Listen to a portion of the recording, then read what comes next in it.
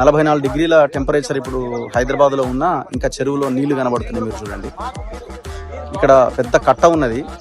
కట్ట మీద కట్టమైసమ్మ టెంపుల్ కూడా ఉన్నది చిన్నది.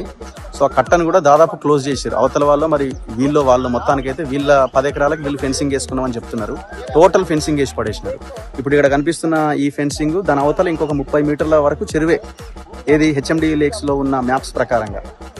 కానీ వీళ్ళు మధ్యలోకి వీళ్ళ 10 ఎకరాలకు వీళ్ళు కట్ చేసి ఫెన్సింగ్ వేసుకొని దీన్ని ఇటు పార్ట్ కింద డివైడ్ చేశారు.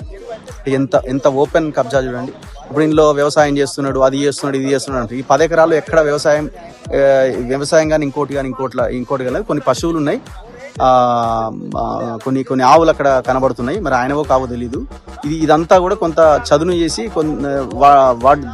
వీళ్ళు కొన్ని నీళ్ళని, ఈ చెరువులో ఉన్న నీళ్ళనే దీన్ని వాడుకుంటూ ఈ ప్లేస్ని ఇట్లా ఉంచినట్టు కనబడుతున్నది మనకి.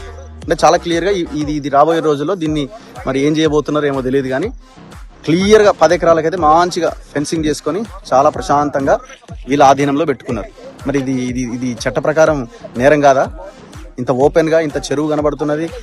మిగతా ప్రాంతం అంతా చెరువు ఉన్నట్టు ఈ చెట్లు చూడండి ఎక్కడ ఉంటాయండి? ఈ చెట్లు చెరువులో ఉంటాయి కదా. మన గ్రామాల్లో చూస్తే ఇది చూడండి, అక్కడ చూడండి, ఇవన్నీ ఎక్కడ ఉంటాయి? ఇవి చెరువులో ఉన్నది కదా.